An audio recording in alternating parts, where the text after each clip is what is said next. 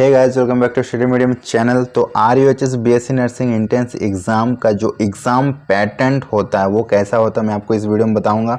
और इस वीडियो में आपको बताऊंगा कि SMS में अगर आपको सिलेक्शन चाहिए तो कितना क्वेश्चंस अटैम्प्ट करके आना है, नेगेटिव मार्क्स का क्या फंडा होता है ये भी मैं आपको बताऊंगा, और एग्ज़ाम सेंटर की फुल रणनीति मैं आपको बताऊंगा कि एग्ज़ाम सेंटर में किन किन बातों का ध्यान रखना पड़ता है। ओके, तो वीडियो को शुरू से एंड तक देखिएगा, बहुत ही बेनिफिशियल वीडियो होगा आपके एग्जाम के लिए। ओके, तो चलिए शुरू करते हैं आज का वीडियो। सबसे पहले एग्जाम पैटर्न की बात कर लेते हैं। तो आपका जो एग्जाम होगा वो आपका ऑफलाइन मोड में होने वाला है, ठीक है, ऑफलाइन मोड में एग्जाम होगा। दूसरी बात, इस एग्जाम में आपको टोटल क्वेश्चंस 100 मिलने वाले हैं और टोटल मार्क्स जो है ना वो भी आपको 100 मिलेंगे, मतलब हर एक क्वेश्चंस का 1 मार्क्स मिलेगा। तो क्वेश्चंस भी 100 रहेंगे, मार्क्स भी 100 रहेगा। फिजिक्स से आपका जो क्वेश्चंस होगा वो आपका होगा 33, केमिस्ट्री से आपका क्वेश्चंस होगा 33 और बायोलॉजी से क्वेश्चंस होगा 34। टोटल 100 क्वेश्चंस रहेगा, मार्क्स भी 100 होने वाला है, ठीक है। इसका पेपर का जो लैंग्वेज है वो क्या होने वाला है, लैंग्वेज क्या होने वाला है, तो पेपर का जो लैंग्वेज होगा वो आपका हिंदी और इंग्लिश दोनों लैंग्वेज होगा, ठीक है। तो इस लैंग्वेज में आपको कोई दिक्कत नहीं होने वाला। पेपर आपका हर एक क्वेश्चंस दोनों ही भाषा में देखने को मिल जाएगा, कोई इश्यू नहीं होने वाला है। इस पेपर को देने के लिए टोटल टाइम कितना दिया जाता है, तो टाइम आपको 2 आवर मिलेंगे, ठीक है, 2 आवर टाइम मिलेंगे। और ये टाइम आपको लग रहा है बहुत ज़्यादा है, लेकिन बहुत ज़्यादा नहीं है, ठीक है। सही से एग्ज़ाम नहीं दोगे तो ये टाइम भी आपके लिए कम है। 2 घंटे में आपको 100 क्वेश्चंस का पेपर सॉल्व करना होता है। ओके, अब मैं आपको बता दूं कि इस साल अगर आपको SMS लेना है तो अटैम्प्ट कितना करना पड़ेगा, है ना। आपके दिमाग में ये आता है कि सर कितना क्वेश्चंस अटैम्प्ट करें। तो सबसे पहली बात कि आपको क्वेश्चंस तो 100 दिए जाते हैं, तो आपको इसमें से अटैम्प्ट कितना करना है। तो देखो मैं आपको बता दूं कि 100 क्वेश्चंस में अटैम्प्ट आपको करना है पूरा 100, क्योंकि इसमें कोई भी नेगेटिव मार्किंग नहीं होता है, ठीक है, नेगेटिव मार्किंग नहीं होता है। अगर आप गलत आंसर भी देते हो तो आपका कोई भी काटा नहीं जाएगा मार्क्स। ओके, तो आपको क्या करना, 100 में 100 अटैम्प्ट करना है। चाहे आपको सिलेक्शन हो ना हो वो बाद की बात है, कट ऑफ क्या रहेगी वो बाद की बात है, आपको बस 100 में 100 अटैम्प्ट करके आना है, एक भी नहीं छोड़ना है। जो नहीं है तो वो भी आपको टिक करके आना। ओके, तो पूरा का पूरा आपको 100 अटैम्प्ट कर देना है, उसके बाद ही आपका डिसाइड होगा कि फ्यूचर में आपको क्या मिलेगा क्या नहीं मिलेगा। दूसरी बात, OMR सीट अगर आप कलर कर रहे हो तो कुछ बातों का ध्यान रखना होता है। वो ये होता है कि अगर मान लो आपके सामने 4 ऑप्शन दिए जाते हैं, ठीक है, तो जब आप प्योर श्योर होते हैं एकदम 100% कि इसका आंसर होगा A, तभी आप इसको कलर करो, ठीक है। अगर आप डाउट में हो तो उसको आंसर को कलर मत करो, क्योंकि अगर आप कलर कर दोगे तो बाद में आपका ये इरेज नहीं होगा। ऑनलाइन एग्जाम में होता है, आप बाद में चेंज भी कर सकते, लेकिन ऑफलाइन में चेंज नहीं कर सकते। ओके, और दूसरी बात, अगर आपने इसको कलर कर दिया और अगर आपको लगता है कि हमारा आंसर B होना चाहिए तो आप इसको इस तरह से काट नहीं सकते हो, ठीक है। या फिर आपने एक कलर कर दिया 1 और उसके साथ एक और कलर कर दिया, ये भी आप नहीं कर सकते हो। फिर क्या होगा, आपको इस क्वेश्चंस का कोई भी मार्क्स नहीं मिलने वाला। ऐसे भी आपका ये क्वेश्चंस गया तो आप वैसे ही छोड़ दो, ठीक है। या फिर आप इसको इरेज करने की कोशिश मत करना हाथ से या ब्लेड से लेकर, ऐसा कुछ मत करना। OMR के साथ कोई छेड़खानी नहीं चलेगी, ठीक है। अगर आपका गलत हो गया तो भूल जाओ, वो क्वेश्चंस का आपको मार्क्स मिलने वाला है, ठीक है। अब रणनीति की बात कर लेते हैं। एग्जाम सेंटर में रणनीति क्या होनी चाहिए। क्वेश्चंस टोटल 100 है, टाइम हमारा 2 आवर है, ठीक है। क्वेश्चंस 100 है, टाइम हमारा 2 आवर है। तो कैसे इसको सॉल्व करें, क्या क्वेश्चन नंबर 1 से लेकर 100 तक एक ही बार में सॉल्व कर दे 2 घंटे में, बिल्कुल नहीं। इसको देखो कैसे सॉल्व करना है, सबसे इम्पोर्टेंट रणनीति होता है। अगर आप रणनीति को फॉलो नहीं करोगे तो आपका बहुत ही खराब रिजल्ट हो सकता है। मैं आपको बता दूं कि बहुत सारे स्टूडेंट्स यही गलती करते हैं, आप बिल्कुल भी मत करना। रणनीति क्या होगा, देखो 100 क्वेश्चंस का पेपर है, आप इसको 3 भाग में डिवाइड कर लो। 3 भाग में मतलब क्या होता है, 3 भाग में मतलब 3 अटेम्प्ट्स में, ठीक है, 3 अटेम्प्ट्स में इसको डिवाइड कर लो। पहला अटेम्प्ट जो होगा वो आपका क्वेश्चंस नंबर 1 से लेकर क्वेश्चंस नंबर 100 तक होगा। ऐसा नहीं कि आधा होगा या कुछ होगा, क्वेश्चंस नंबर 1 से लेकर क्वेश्चंस नंबर 100 तक होगा पहला अटेम्प्ट। इसके लिए आप टाइम रख लो 1 आवर, ठीक है, इसको आप 1 आवर में करो।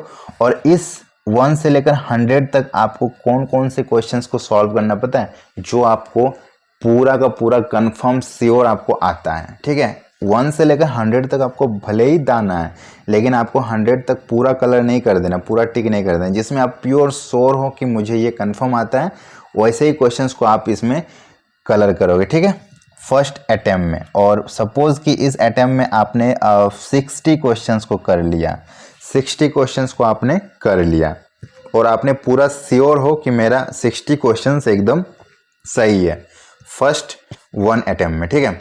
लेकिन आपके दिमाग में ये बात आना चाहिए कि अगर आप 60 क्वेश्चंस प्योर जानते हो, आपने अटेम्प्ट कर लिया, उसके बाद आप पेपर को छोड़ के आ जाओगे तो भी आपका सिलेक्शन नहीं होने वाला, क्योंकि एसएमएस आपको पता ही होता है 60 मार्क्स में नहीं मिलती है, आपको इससे ज़्यादा मार्क्स लाना पड़ता है।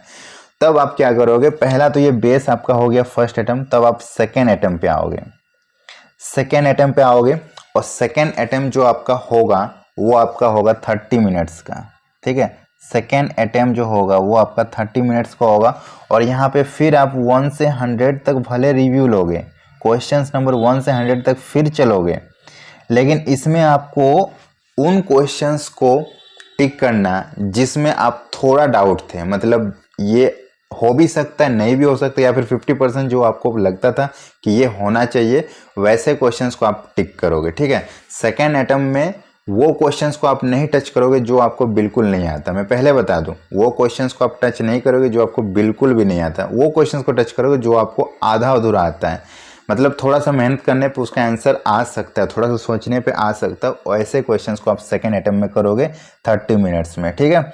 और इसमें से आप मान के चलो 20 क्वेश्चंस को आपने सॉल्व कर लिया, ठीक है, तो आपका 80 क्वेश्चंस कवर हो गए, ठीक है।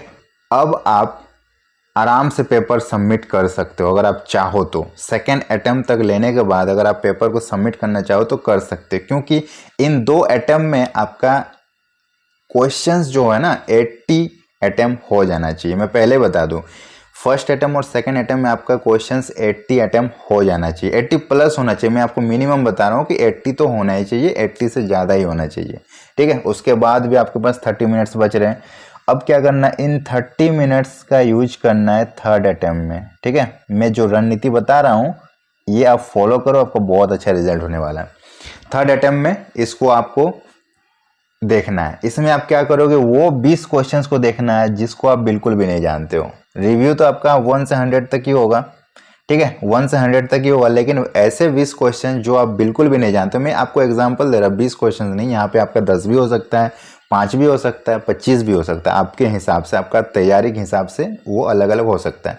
लेकिन मान के चलो 20 क्वेश्चन जो आपको बिल्कुल नहीं आता है, उन 20 क्वेश्चंस में आपको बहुत ज़्यादा टाइम देना है, मतलब एक एक क्वेश्चंस को 5-5 मिनट सोचना है कि इसका क्या हो सकता है, और मतलब अपने से सोच के उसका थोड़ा सा भी अगर आपको क्लू मिल रहा है कि नहीं 5% 10% भी आपको चांस लग रहा है कि इसका ए होना चाहिए, तो आप उसको टिक करो, ठीक है। और ये जो लास्ट अटेम्प्ट है ना, ये सबसे इंपॉर्टेंट अटेम्प्ट होता है, यहाँ पे आपको पूरा फोकस करना है और जो नहीं आता उसका भी आंसर आपको दिमाग से ढूंढ के लाना है और उसको अटेम्प्ट करना है। इसी से आपका स्कोर बनेगा, ठीक है। जो आपको आता है वो तो स्कोर आएगा, लेकिन जो नहीं आता वहाँ से अगर आप 5 भी सही कर देते हो ना, तो 5 मार्क्स आपको सिलेक्शन दिलाएगा। तो ये रणनीति आप अपनाना, 3 अटेम्प्ट लेना, एक अटेम्प्ट में मत मार देना। बहुत सारे लोग क्या करते हैं, एक ही अटेम्प्ट में पूरा रंग देते हैं 100 के 100, वो गलती नहीं करना, ठीक है। अब रणनीति हो गई, अब आपको OMR को कलर करने का मैं तरीका बता देता हूँ, ठीक है। देखो OMR भी आपको 3 तरीके से कलर करना होता है। पहला अटेम्प्ट में आप क्या करोगे, जो आपको सटीक पता है, जो आपको 100% श्योर है कि हाँ इसका आंसर मुझे पता है, डायरेक्ट OMR में कलर करो, ठीक है। उस वैसे क्वेश्चंस को डायरेक्ट OMR कलर कर दो, सोचो ही मत, जो हमें 100% पता है और इसको हम चेंज नहीं कर सकते, OMR में कलर कर दो, आगे निकल जाओ।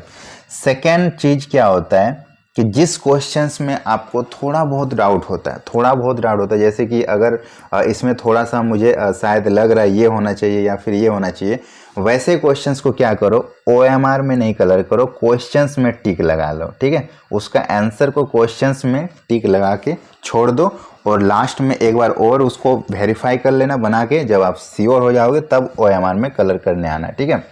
थर्ड में क्या करना, वैसे क्वेश्चन जो एकदम ही आपको नहीं आता है, ठीक है, वैसे क्वेश्चन जो एकदम ही आपको नहीं आता है, वो उसको तो OMR में कलर करना ही मत, उसको आप क्वेश्चंस में टिक लगा लगा के रख लो। जैसे कि मैंने बताया था थर्ड पोर्शन में जो 20 क्वेश्चंस है उसको आप पहले अपने दिमाग से सर्च करके उसको और क्वेश्चंस में टिक लगाते जाना, ठीक है। जब 20 क्वेश्चंस टिक लगा दोगे उसके बाद लास्ट के जब 5 मिनट या 10 मिनट बचेंगे उस टाइम आप उसको OMR में चढ़ा देना, ठीक है। जो थर्ड अटेम्प्ट में आपका 20 क्वेश्चंस होगा उसको एकदम लास्ट के 10 मिनट में आप OMR में कलर करना, उससे पहले मत करना, क्योंकि उससे पहले तक आप उसको चेंज कर सकते हो। क्वेश्चंस में टिक रहेगा तो आप को लग सकता है कि नहीं इसका क्वेश्चंस इसका आंसर चेंज होना चाहिए, तो आप चेंज कर सकते हो और फाइनल टर्म में जाके उसको OMR में चढ़ाना है। तो जो आपको कंफर्म आता है उसको डायरेक्ट OMR में चढ़ाओ, जो नहीं आता वो आप क्वेश्चंस में चढ़ाओ और बाद में जब श्योर हो जाओ तब आप उसको OMR में चढ़ा दो। और लोग क्या करते हैं, जो डाउट रहते हैं ना उसको OMR में चढ़ा देते हैं और बाद में क्या होता है, नहीं इसका A हो गया, मुझे B लगाना था, फिर ऐसे करेंगे फिर ऐसे करेंगे। उन सब से आप बच जाओगे, आपका बहुत ही ज़्यादा नुकसान होने से बच जाएगा। तो ये रणनीति अपनाओ, आपका देखना कोई भी दिक्कत नहीं होने वाला है। और सबसे पहले जब OMR में आप अपना रोल नंबर भरोगे ना उस टाइम आप 5 बार वेरीफाई करो रोल नंबर मैं सही भर रहा हूँ कि नहीं। रोल नंबर भरते वक्त भी आपको गोल करना होता है, तो उसको एकदम 3-4 बार मिला लो फिर गोल करो। नाम भी अच्छे से लिखना, जो भी लिखना होता है स्टार्टिंग में उस पर ज़्यादा ध्यान देना, अच्छे से फोकस होकर देना, क्योंकि वहाँ पे गलती होगी ना तो फिर आपका पेपर ही चेक नहीं होगा, तो फिर आप डिस्क्वालीफाई ऐसे ही हो जाओगे, ठीक है। तो ये सारी रणनीति अपनाओ और एग्जाम में आपको कोई दिक्कत नहीं होने वाला है। एग्जाम में सबसे ज़्यादा फोकस्ड रहना है, 2 घंटे आपको बस कुछ और नहीं सोचना है, एग्जाम के बारे में सोचना है और अच्छे से प्रिपेयर होकर जाना है और अच्छे मार्क्स लेके आना है, ठीक है। अटैम्प्ट में आपको बता दूं कितना करना है, तो मैंने तो बता ही दिया 100 अटैम्प्ट करना है, लेकिन आपका जो स्ट्रेटजी होना चाहिए वो आपका 80+ का होना चाहिए, ठीक है। टारगेट आपका 80+ का होना चाहिए कि नहीं मुझे 80+ सही करके आना है, ये आप टारगेट लेके चलो, आपको कोई दिक्कत नहीं होगा। काउंसलिंग में कोई भी कॉलेज आपको आसानी से मिल जाएगा। 85 का टारगेट लेके चलो, बाद में जो होगा देखा जाएगा, ठीक है। चलिए तो अच्छे से एग्जाम दीजिए, बेस्ट ऑफ लक। और कोई भी डाउट हो हमें कमेंट करके बोलना, हम आपको सॉल्व कर देंगे, ठीक है। और आगे आपका जो भी प्रोसेस होगा काउंसलिंग का, एडमिशन का, डॉक्यूमेंट्स वेरिफिकेशन का, इस चैनल में सबसे पहले मिलती रहेगी। तो चैनल को सब्सक्राइब कर लीजिए, वीडियो अगर पसंद है तो लाइक कीजिएगा, सबके साथ शेयर कीजिएगा। मिलते हैं नेक्स्ट वीडियो में, तब तक के लिए बाय बाय।